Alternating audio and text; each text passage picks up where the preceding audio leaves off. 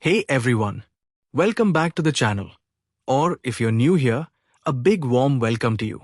Or if you're joining us for the first time, a huge hello to you. This is your hub for all things CRISC, certified in Risk and Information Systems Control. And today, we're diving into Domain 4 with a topic that's both critical and fascinating: segregation of duties and cross-training in enterprises. Now, these might sound like jargon straight out of a corporate handbook, but stick with me, they're secretly the backbone of keeping businesses secure and adaptable. Imagine a world where one person has all the keys to the kingdom. Too risky, right? That's where segregation of duties comes in, splitting up power to keep things safe and sound. And cross-training? That's how you build a team that's ready to step up, no matter what curveballs come their way. In this video, we're going to break it all down. Why these concepts matter, how they play out in real enterprises, and what they mean for anyone tackling CRISC or managing risk. Whether you're here to study, grow your skills, or just geek out on governance, I've got you covered. So, hit that like button if you're ready to learn, subscribe if you haven't already, and let's jump into this together. Alright, so we've set the stage. Segregation of duties and cross-training are the dynamic duo of enterprise risk management. Let's start by zooming in on the first piece of this puzzle: segregation of duties, or SoD for short. This is all about splitting up responsibilities to keep things secure, and trust me, it's more exciting than it sounds. First up, let's talk about why this matters so much. Point number 1. It's harder to detect errors and malicious acts when one person can complete risky processes all by themselves. Picture this: someone's handling a whole financial transaction solo from start to finish. If they slip up, say, a typo in the numbers, or worse, if they've got sneaky intentions, like siphoning off a little cash, who's going to catch it? With no one else in the loop, those mistakes or shady moves can stay hidden way longer than they should. That's a risk no enterprise can afford. And it's exactly why SoD steps in to break up that single point of failure vibe. Pretty critical, right? Let's dig deeper into how this plays out. So, we've just seen how letting one person run the show solo can make errors or shady stuff tough to spot. That's where segregation of duties, or SoD, comes in to save the day. But what exactly is it? Let's break it down with a clear definition. Segregation of duties is an internal control that divides responsibility for transactions and assets among separate individuals. Think of it like a team sport. Nobody's dribbling, passing, and shooting the ball all by themselves. Instead, you've got different players handling different roles to keep the game fair and flowing. In an enterprise, that might mean one person initiates a payment, another approves it, and a third records it. By splitting up those duties, you're building a safety net, making sure no single person has the power to both mess up and cover it up. It's simple, but it's genius, and it's a cornerstone of keeping risks in check. Ready to see how this looks in action? Let's keep rolling. Alright, we've got the definition locked in. Segregation of duties splits up responsibilities to keep things secure, like a well-coordinated team passing the ball. But how does this actually work in practice? That brings us to one of the key ways SoD does its magic: the review and approval mechanism. Here's the gist. One person reviews and approves another's work. Think of it like a double-check system. For example, imagine someone submits a payment request, say, to pay a vendor, or maybe a developer submits code to go live in production. That's step 1. But before anything moves forward, a second person steps in to review it and give the green light. They're asking, does this look right? Are the numbers legit? Is the code solid? This isn't just about catching typos. It's about making sure nothing fishy slips through the cracks. By having that extra set of eyes, you're not only reducing mistakes, but also slamming the door shut on anyone trying to pull a fast one. It's teamwork with a purpose. And it's a huge piece of why SoD is so effective. Pretty cool, huh? Let's keep unpacking this. So, we've just covered how the review and approval mechanism acts like a safety net. Someone's always double-checking the work. But sometimes, enterprises need to take it up a notch. And that's where dual control comes into play.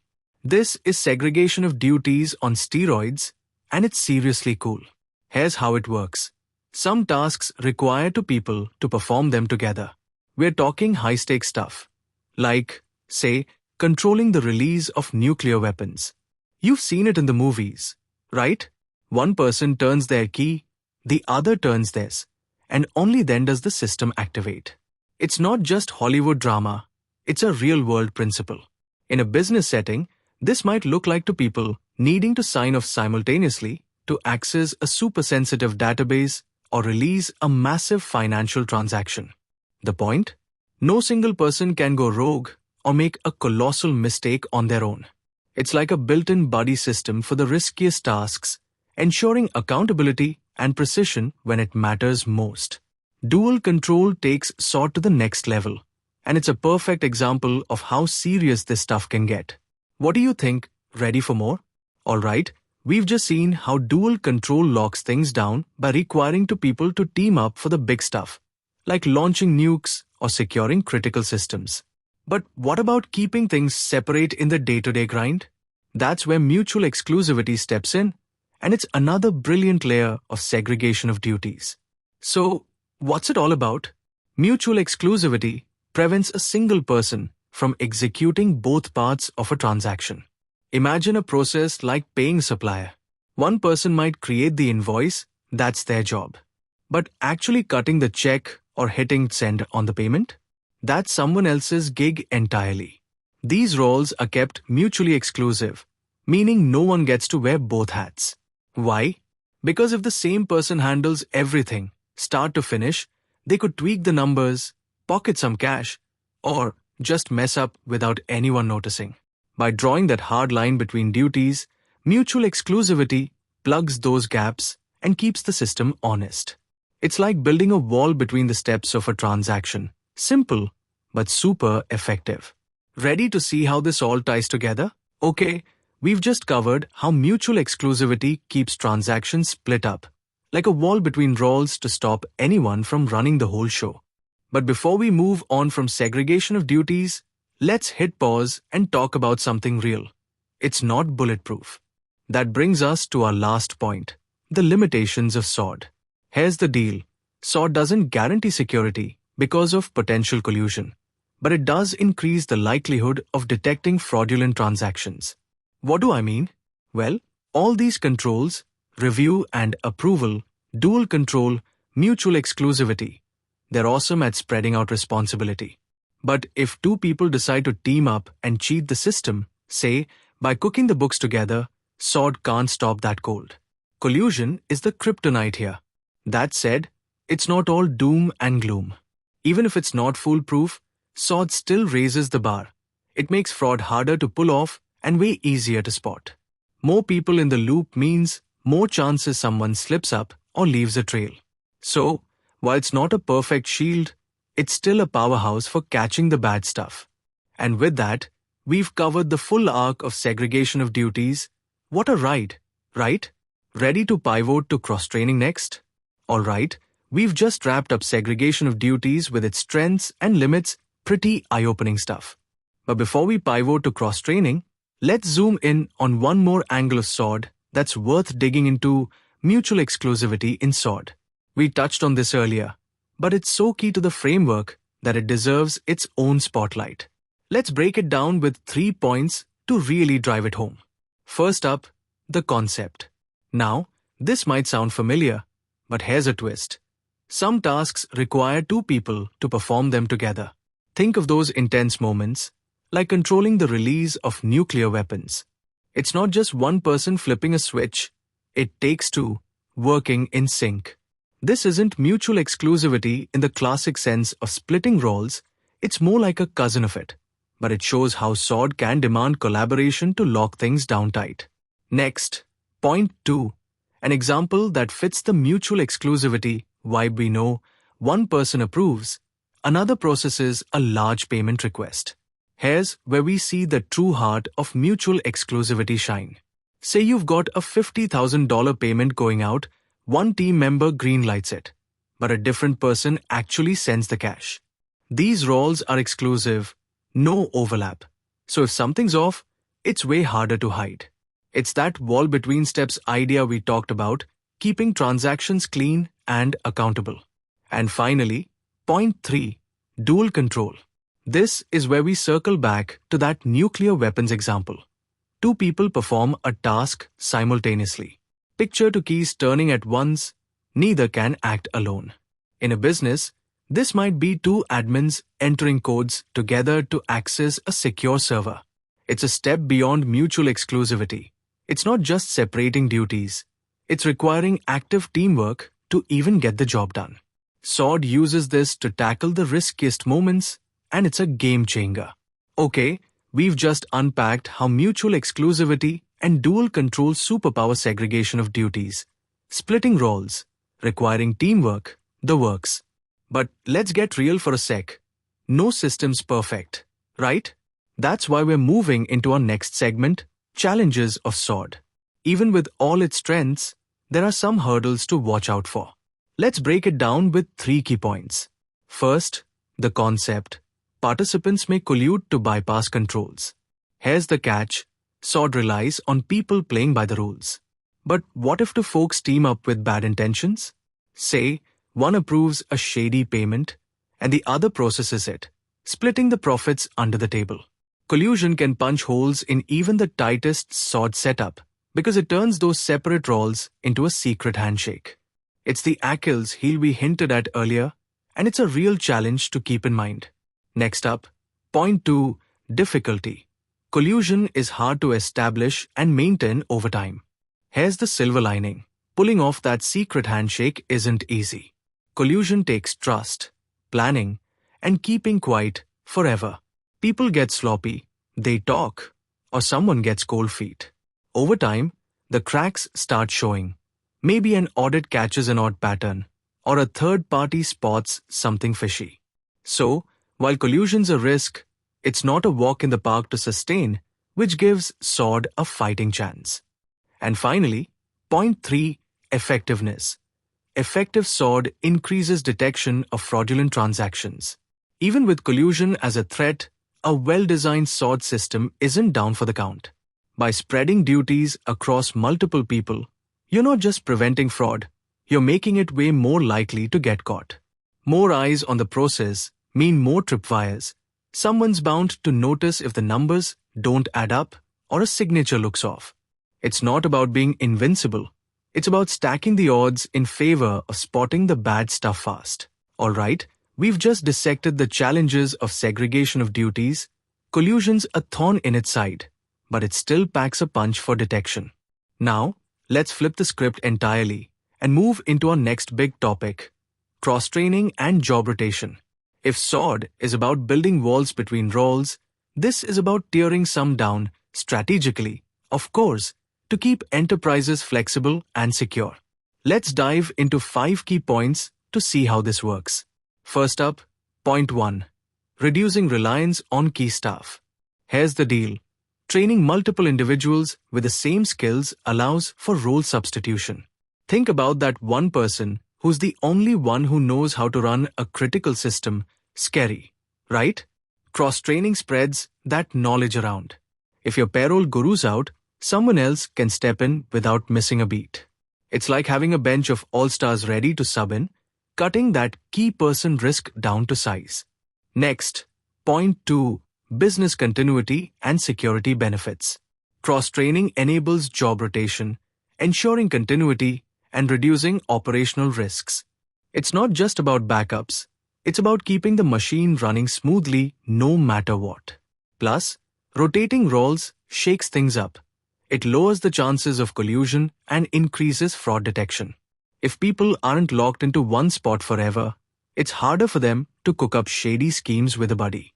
Someone new stepping in might spot what the regular missed. Continuity and security, double win. Point 3, high-risk environments. This is where it gets intense. Job rotation may include mandatory vacations to allow independent verification. In places like banks or tech firms handling sensitive data, you might force staff to take time off, not just for R&R, but so someone else can peek at their work. Ever hear of a fraud uncovered because the perp wasn't around to cover their tracks? That's the idea. It's a hard reset that lets the system double-check itself. Now, point 4. Potential downsides. It's not all sunshine. Cross-trained employees may become more attractive to competitors. You've turned them into Swiss Army knives, and headhunters love that. Plus, role transitions can temporarily decrease efficiency. Someone new stepping into a rotated role might fumble a bit at first. Learning curves are real. So, there's a trade-off to wrestle with here. And finally, point 5. Weighing the risks and benefits. Despite challenges, cross-training and job rotation are crucial in financial and high-stakes industries. Sure, you might lose a star employee, or efficiency might dip short-term. But the payoff? Resilience, fraud prevention, and a team that can handle chaos. In places like finance or critical infrastructure, where downtime or scams can cost millions, that's worth its weight in gold. It's all about balancing the risks against the massive upside. Okay, we've just explored how cross-training and job rotation team up to make enterprises resilient, reducing reliance on key staff, shaking up routines, all that good stuff. But let's zoom in a bit tighter now and talk about the benefits of job rotation specifically. This isn't just a nice-to-have, it's a strategic powerhouse. Let's break it down with 3 key benefits. First up, point 1. Business continuity. Job rotation ensures availability of skilled individuals. Picture this. Someone's on leave or a crisis hits, and you need a critical task done, like processing payments or securing a server. Because you've rotated roles, you've got people ready to jump in who already know the ropes. It's not about scrambling to train someone on the fly. It's about having that bench strength built in. Downtime? Not on your watch. Next, point 2. Security enhancement. Here's where it ties back to our SoD roots. Job rotation reduces collusion potential and increases detection. When people aren't glued to the same role forever, it's tougher for them to form those shady alliances we talked about, like the secret handshake that bypasses controls. Plus, a fresh face stepping in is more likely to spot something off, like a weird transaction pattern. It's a security boost that keeps everyone on their toes. And finally, point 3. Mandatory vacations. This allows for independent verification. We touched on this before, but it's worth doubling down, especially in high-stakes gigs like finance or IT. Forcing staff to step away isn't just about burnout. It's a chance for someone else to take a hard look at their work. Fraudsters hate vacations, not because they love the office, but because they can't cover their tracks when they're gone. It's a simple move with big payoffs for catching trouble early. Alright, we've just seen how job rotation can be a total win, keeping things running, boosting security, and even throwing in those sneaky verification breaks. But let's not get too cozy. Cross-training and rotation aren't without their hiccups. That's why we're diving into our next segment. Risks of cross-training and rotation. It's all about balance, right? Let's unpack 3 risks to watch out for. First up, point 1. Talent attraction. Employees gain broader skills and may leave for better opportunities. Here's the catch. You've turned your team into multi-skilled rock stars, which is awesome until a competitor notices. Cross-training gives them a wider toolbox. Think IT skills, finance know-how, the works, and that can make them prime targets for headhunters. You might lose talent to a rival offering a fatter paycheck or a flashier title. It's a double-edged sword. You've made them valuable, but maybe too valuable to keep. Next, point 2. Reduced efficiency. Efficiency may decline during transitions. This one's pretty intuitive. When someone rotates into a new role, they're not hitting the ground at full speed. There's a learning curve, even with cross-training. Maybe they're slower reconciling accounts or debugging code because it's not their usual gig. That dip in productivity can sting, especially if you're in a crunch. It's temporary, sure, but it's a real risk to plan around. And finally, point 3. Employee diligence. Staff may be less diligent if expecting a role change. Picture this. Someone knows they're rotating out of a job soon, say, in a month. They might start slacking, thinking, it'll be someone else's problem soon. Documentation gets messy, details slip, or they just ghost. That lack of ownership can unravel some of the benefits we've been hyping up, leaving gaps for errors, or worse, to creep in. Despite risks, job rotation and cross-training are valuable in financial institutions and roles managing large sums of money. The potential productivity loss is justified by enhanced security and fraud detection. Alright, we've just seen how cross-training and job rotation shine in high-risk environments, financial institutions, big money roles, where the trade-off of a little productivity loss is nothing compared to the security and fraud detection they bring. And with that, we've reached the finish line of today's deep dive into Domain 4 of CRISC. Let's bring it all together for the big final. So, what have we covered? We kicked off with segregation of duties, splitting roles to keep errors and fraud in check, from review mechanisms to dual control, all the way to its limits with collusion.